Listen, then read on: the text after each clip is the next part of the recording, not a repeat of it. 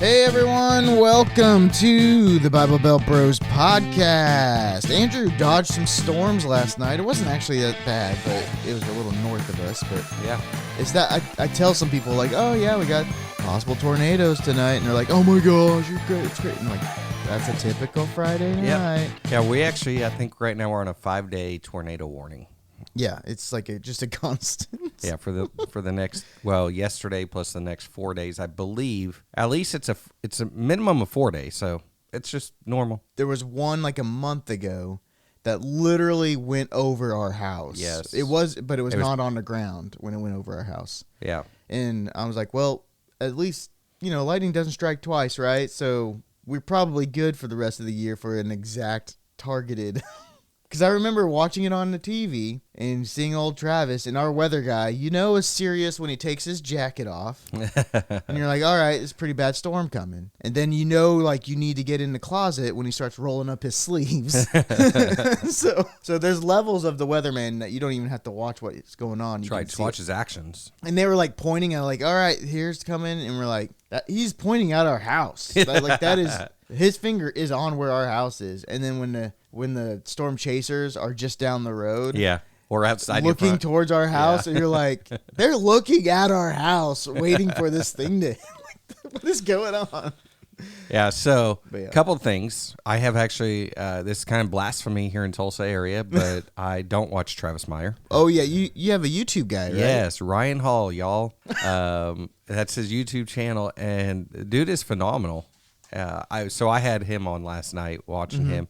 But then also, you say storms don't hit the same place twice. Anyways, just 2 weeks ago, we had one go right over our house again, which during the same series of storms you were talking about, one went over our house then. But I'm also closer to the 44 corridor, which the tornadoes do come up that corridor. Yeah, it is very interesting. I don't know if there's any studies about it, but the storms follow the interstates. Yes. It's got to be, path of least resistance. Yeah, least resistance, or maybe there's because of pressure change, the barriers and stuff, maybe there's like a way that it can get some, I don't know. It has to.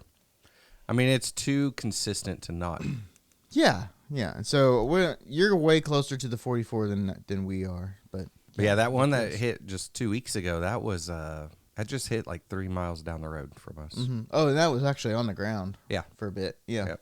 Did a little bit of damage, not a lot. Well, if this podcast is still going, that means I scheduled out the last couple that I already had, and then we died. Yeah. So. Whoa. Well, Andrew, I guess you'll just have to wait for a couple weeks to see if we publish any more. To see if we publish. Exactly. Andrew, I've started a new TikTok series that I'm going to do. Okay. TikTok, maybe some other things, but I started recording them last night. Is it because of the TikTok told me to convo we had? No, it's not because of that. No, I work from home. So since working from home. Do you work? I'm at home. Okay, there we go. During the day.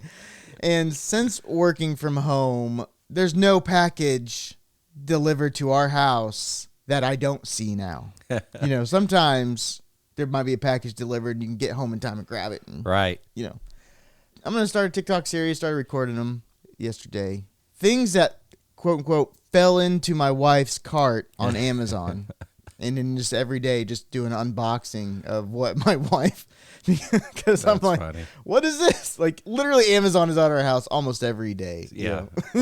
Close the same with us. And yes, a lot of stuff does fall into even my cart, or my finger accidentally slipped. And I, ordered that $2,000 stereo system. Yeah. Right. I think that's me.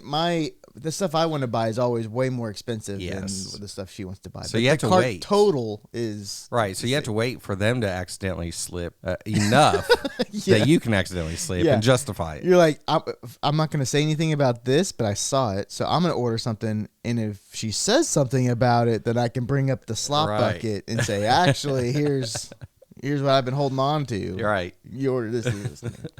Yesterday, what showed up was a Bible.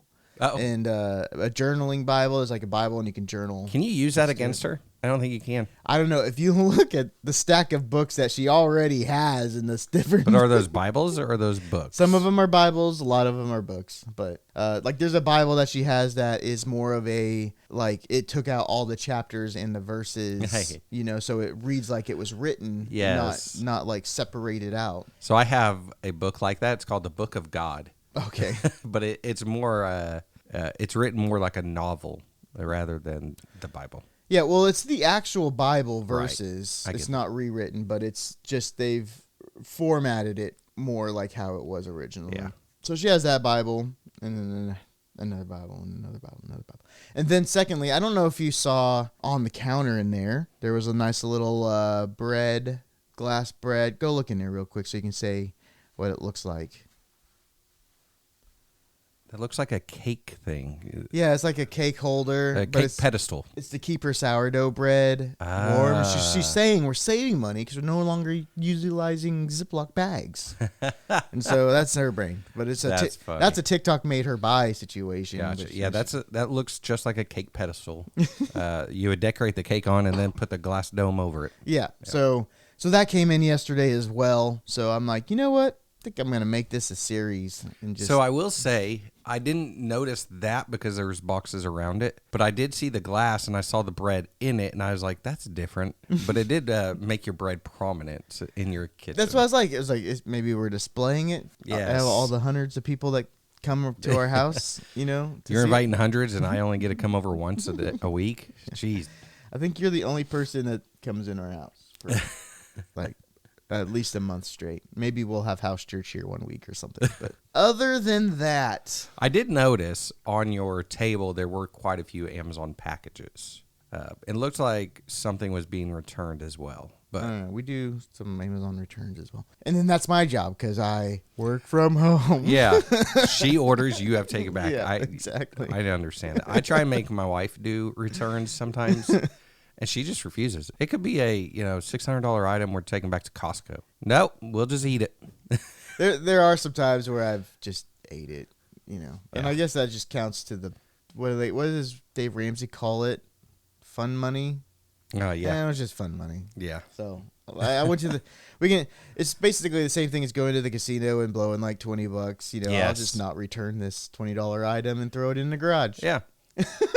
But Well, Andrew, we are coming up towards the mission trip season.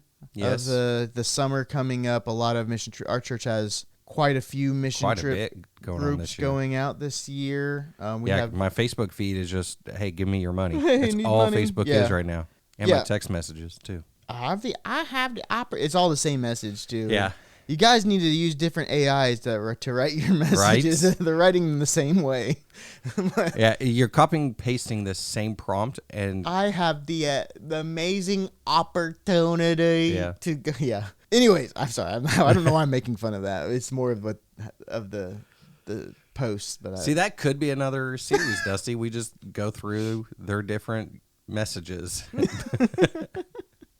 We should run them all through AI indicators, AI testers, and see like who's using AI to send you stuff and who's using. I mean, when they have M dashes in them, it's AI. Well, you know that. So now you start prompting or a bunch dashes. of emojis. Mm-hmm. Yeah. Well, but it's the season now, and I've gone on quite a few mission trips growing up, and been there, done that. Got the T-shirt, and it kind of sparks a question that you brought up to me of just, is it easier to reach somebody for Jesus in the Bible Belt where everybody kind of knows about him but doesn't really know him? There's a lot of, the Bible talks about there's many men that will hear my name, even preach my name, but they don't actually know me. So we have the Bible Belt, and then we have people who have never heard about Jesus, where when we go to places like Peru and we go to places like Mexico and stuff, and we do all these mission trips, people have never heard Jesus' name. So there's no like preconceived notion about that. So we were just like, is it easier to reach, what type of people group is it easier to reach when it comes to spreading the gospel? And I think you had some thoughts on this. Oh yeah, absolutely. I have a lot of thoughts because, like I said, been there, done that, got a T-shirt. And I could give you the short and dirty, but let's kind of break it out. Is it easier to learn a language when you already know a little bit of it, or is it easier to learn from scratch? It's going to be a lot easier to learn a language when you already know a little bit of it? So most languages are going to be derived from a form of Spanish, and so it's easy to learn French. Obviously, there's multiple different Spanishes or versions of Spanish. It's a lot easier to learn other languages when you already have a base. Well, now it's easier for you to learn a language when you have meta glasses that will just kind of type it out for you and you can read it while they're talking. So I can't see in my glasses. Oh, okay. I don't have those glasses. What it does is it actually talks to me in my ears while watching them talk and listening to them. Supposedly my AirPods will do that, but I need to upgrade my phone for But your Siri. AirPods don't have to watch them. It just listens. My Meta watches their lips. Oh, I see. So. Yeah. This is, it'll like hear what's being said to me and translate it. You can look at signs, right? And it'll do the signs for you. Yeah. Yep, it'll read. It reads signs. Meta glasses are pretty stinking cool, guys. Anyways, back to and very good to use on mission trips. Like if you're going to other countries, to be able to put those on, and they won't know what's going on. Exactly, because I just have just glass. I don't have a script in my Metas. Right, and so to be able to be kind of a little bit knowing what's going on, where you're at, culturally, being able to find things a little easier if you could read the signs on the doors that are supposed to be helping you get places. Yeah. Sorry, I'm cutting. No worries. So sorry, Lisa, I'm cutting your husband off. Apparently, I always cut him off when he talks about it. I think it's just the editing that makes it where I just cut off. You just stop talking, and I sometimes will just swipe the next thing up, and it's me talking. And so, sorry for cutting your husband off, Lisa, if you're listening. Now, Andrew, continue. All right. I'm going to cut you off one more time. I'm joking. All right. So she actually doesn't care because she just blames me for cutting you off. Oh, okay. I thought she likes like, it when Dusty doesn't. Oh, I'm doing it again. Apparently, she likes it when you cut me off. Anyways, so yes, it tends to be easier to do something that you already have a base in. However, mission to me is completely different. It's backwards. It's a lot easier for me to tell someone who has zero inclination of who Jesus Christ is and give them the full story from start to beginning than it is somebody who is here in the Bible Belt. Because here in the Bible Belt, you're going to get the excuse that, I know Jesus, but somebody in the church has hurt me. So it always comes back to church hurt. Or, I can't trust that person because I knew what that person was like before they learned. I saw a TikTok that was like, how come we always say church hurt, but they never say like, oh, I was gym hurt. Exactly. Or I was work hurt, so I don't love work that anymore. TikTok. that is a great analogy. You go into work, your boss yells at you, you don't stop going into work. Or you go to the gym and you don't hit your PR, you don't stop going to the gym, you go back the next day. So why don't you have these hurts in every other area? It's just this one area you have this quote unquote hurt. It's an excuse. Exactly. More than it's just something you don't want someone telling you what to do with your personal life. And so you just don't want to do it. So now you just say church hurt. You use this very vague lie to get what you want, essentially. In the Bible Belt, to me, it's a lot tougher because everyone has heard of Jesus. And so they've already come up with their excuses. They already have, they're locked and ready to go, locked, cocked, ready to shoot. Essentially, whenever someone brings up the argument, they're like, oh, I can fire right back. When you're in another country where they've never heard of Jesus, in the Amazon jungle, in, the southern tip of Africa, wherever you're at, they don't have these excuses, and they're just so intrigued to hear this story because at that point to them it's just a story. It's nothing real. But then when you start explaining things and you start showing the history of it, they're very receptive. Mm-hmm. And then they even become very thankful. And so then that just refuels you. You're not getting rejected by them because you see that they're taking it in, and that refuels you, and then you want to go tell more people because you want that feeling again. Whereas here in the Bible Belt, you go down the block to tell, or you go next door to tell your neighbor, and they're going to reject you, and then you're drained, and you go to the next person, they reject you, and now you're drained even more, and then you go, and it's a continuing cycle where you keep getting drained until you finally find that one person who says yes, and then that refills you, but it doesn't make you full. Because you've been rejected by 20 people and only filled up by one. The math doesn't math there. I hear what you're saying. I think that there is a difference. Like when we go to Africa and we go to Mexico or Peru or anywhere, really, there's an they want to hear what we want to say. Yes. Right. One, Like, they're intrigued Americans are there. they're intrigued Americans. They're like hanging on every word. So it's really easy to talk to them because even if they have no idea what we're talking about, they're still going to be so engaged into the conversation. Right. Yeah, they're going to be inquisitive. And in America, in our workplace, it feels like, and some of this could be made up in our brains, but it feels like they don't care what we have to say. We're having to force a conversation about Jesus into their lives. Like, they're not coming wanting, expecting. That's why, like, in church setting, when they're sitting and watching a sermon, like, they maybe have a mindset shift that they're actually, like, wanting a difference. There's some crazy good Theo Vaughn stuff I heard the other day, or yesterday, I think, just about, like, he's ready for a different story, and I was like, oh, that's, like, it takes people to get to that moment of their lives where they're open to receiving and hearing the story of Jesus a different way than what they've grown up hearing in the church hurt that's involved. Like, so it takes a lot more deconstructive process in the Bible Belt for them to, like, receive it more openly, where when you go to another country, they're like, tell us what you want to tell us. Like, we want to, and a lot of times, like, they're searching for God there, but they don't have a clue, like, who he is. So when we come in with, like, hey, here's who you've been searching for, it's a little easier to be like, oh, bam, easy. Absolutely. And that's how you see whole tribes getting saved, Yeah. And it's because, like, they are searching. There's a spiritual warfare that goes on there, and we're able to point them to Jesus as being the one that they've been searching for, and that whole tribe is like, yes, let's go hard after Jesus. Kind of want to go another direction.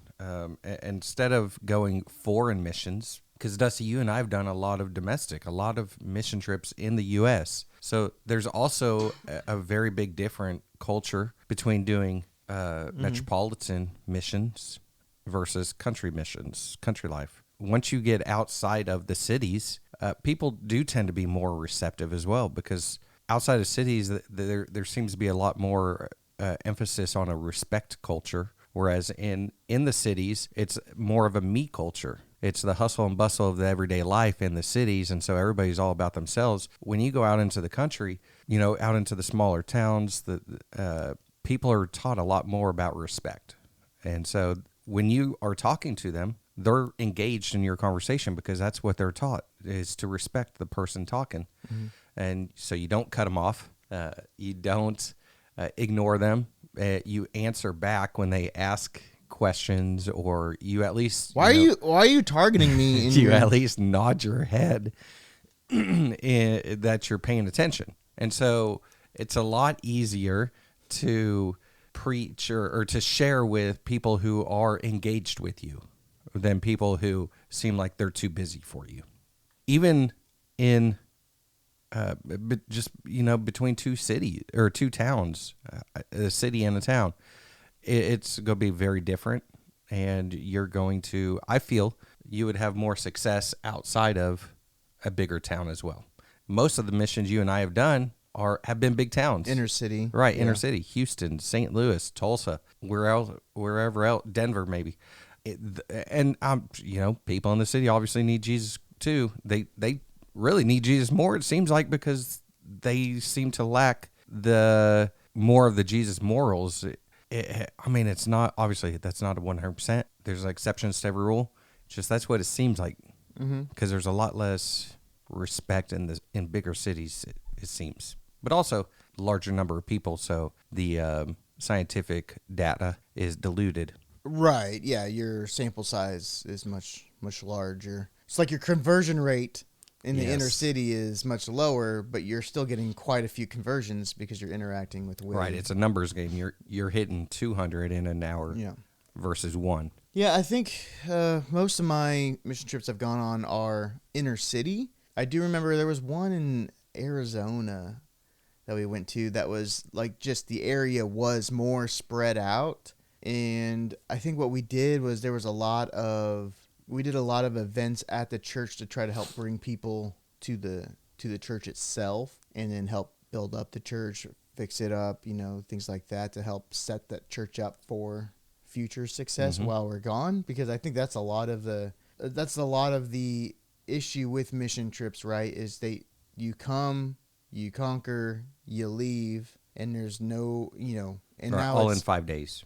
all in 5 days, and really 3 days of actual mission work, and then with that, the relationships that you built, you never talk to those people ever again, which one makes it easier to just go door to door because besides possibly getting shot in the inner city Houston Or going stuck door with to a needle. when you go door to door in like East St. Louis or inner city Houston, and when you knock on the door and you hear, "There's a couple of white boys at my door," like I remember being like, "Oh, those God. were the best trips. Yeah, right. I love that.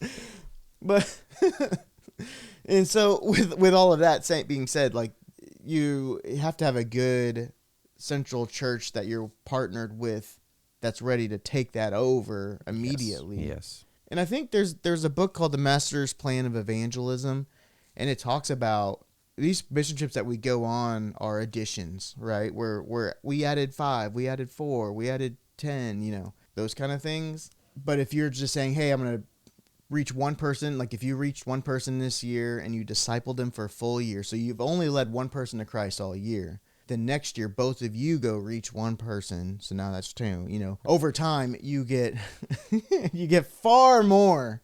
Did I do the math wrong? It's No, 4. Okay. no. You did it right. It was the twang you used. Oh, sorry. Damn. Damn. And that's 4.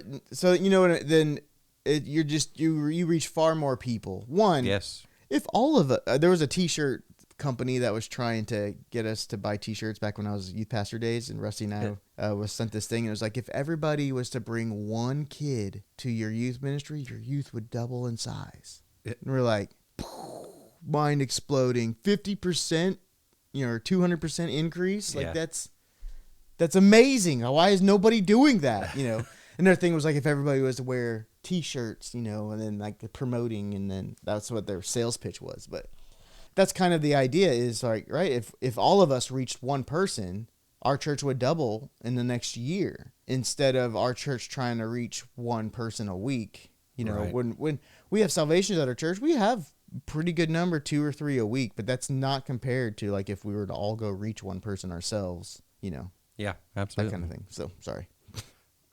Sorry about what? I don't know. There was another. Oh, okay. So the other point I want to bring up is I've talked about it multiple times on this podcast. My favorite mission trip is kind of when I went solo and just worked with a missionary, and we did street ministry. Mm-hmm. So that's another thing with the way we do mission work today, whether it's youth or adults. You go in as a group, a big group of people, and you just spend a little bit of time at one location, and then you bounce to the next, and then so you're trying to get in as many visits in one day as possible, and then move on. Again, you're playing the numbers game. You're trying to hit as many people in hopes of one conversion, whereas when you actually spend time in one location and you talk to multiple people there and you invest in that life, to me, that does a whole lot more good. It's a quality over quantity, essentially. Right. You're more successful. Well, I seem to be more successful when I'm able to stay in one spot longer rather than bounce from, maybe hit 5 locations in one day or even 3 locations in one day, and then the next day we're hitting another 3 to 5. But yeah, you seem to do everything in a group, and so you're not really trained the solo life. And so when you come home, you have to go out in a group because you don't know how to do it solo.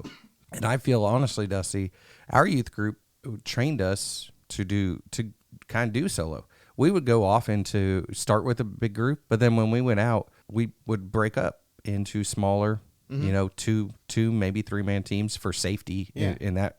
It was literally a couple of white boys at their door. Yeah. And so, but we would, we were never pressured for time. And if we were talking to someone, they would wait. The leadership that we were under, if both your dad and Rusty, if we were late to the hurrah worship meeting time later that night because we were still stuck on Mission Works, that was the goal. Yes. Yes.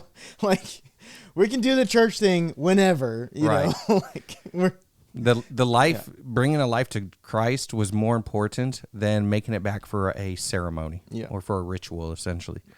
And so, we were kind of trained in that to spend one-on-one time with people. And unfortunately, I don't see that as much today. Especially, I've seen a lot at our church, and even our church fails in that aspect. So where did we land on the... Is it easier to reach someone on the original question versus outside? Where do you land on that? What is your answer? Outside the Bible Belt. Yeah, outside of knowing Christ. I guess that's what I was saying too. Outside of, more pertaining it to outside of America, I think it's easier to reach people because they're already kind of in that searching. You're there. When you go to a different country, they already are like, you have their full attention. Right. And I think that's why it's easier. But that's why I brought it back domestically, because I also think it's easier outside of bigger cities. Not just outside of America, but bigger cities because of their respect versus me-isms. And I think for me personally as an introvert, it's easier. It's not as easy to reach people now in this part of my life where I don't go do anything or hang out with anybody anymore. And so when they're always like, think of one name, somebody you might work with. And I'm like, I'm in a house. My dog? Can my dog go to heaven? Have we figured that out yet? Do all dogs go to heaven? Right. Because I don't talk to anybody. So. You have VAs. Right. And all I do is pay them. I pay them and they read a spreadsheet and they know what to work on by the spreadsheet. So next time you send them a spreadsheet, tell them about Jesus. I'll say, yeah, I'll give you $20 if you go to church today. And that's like $400 to them. Actually, a lot of them, I don't know if it's an American culture thing, but a lot of them do talk about, when I'm going through the interview process with the VA, they do talk about their church life. So. Oh, 100% it's the American. Yeah, but I don't know if it's because they know Americans are church people, but well, it depends. Do they all tell you they're Catholic? No. I don't actually go in, into what religion? What exactly? Do you really believe in Jesus or do you believe in the Mary? Okay. Oh, yeah, okay. Well, yeah, so I guess leading up to, hey, if you're going on a mission trip, be on mindset because this is going to be the easiest it should be for you. Yeah. You're going in a big group, so you have strength in numbers. Going in a big group, you're all on the same mission. You're going to be talking to people that you have their undivided attention. So now's your time to step out of your comfort zone, to maybe have a conversation that somebody you'll never talk to for the rest of your life. And so if they reject you, who cares? Right. You'll never see them again. You'll never see them again. But at the same time, those people are also wanting to hear everything that you say. So say it. Yes, throw it all out there. Just vomit. Yeah. And they will listen. And they will ask questions, so also be prepared for those. Thanks for liking, subscribing, commenting. What I'm going to do, I might post some of these Amazon videos on our Facebook page or something just so you guys can see them too. Because I think it's funny, but it might just be a funny inside joke. But yeah, we'll see y'all next week. Take it easy. If the tornadoes didn't take us out, remember that part. If the tornadoes don't take us out, then we will see you next week after this episode airs. No, it'd be a few weeks because... Well, after this episode... yes, you're right. You smell what I'm stepping in? Sort of, because you probably have more to go after this as well. We all know I'm not editing those until last moment I can. Well, this might be your last moment, so you may as well edit and push them out. I'm gonna live every day like it's my last. All right, see you next week. Take it easy.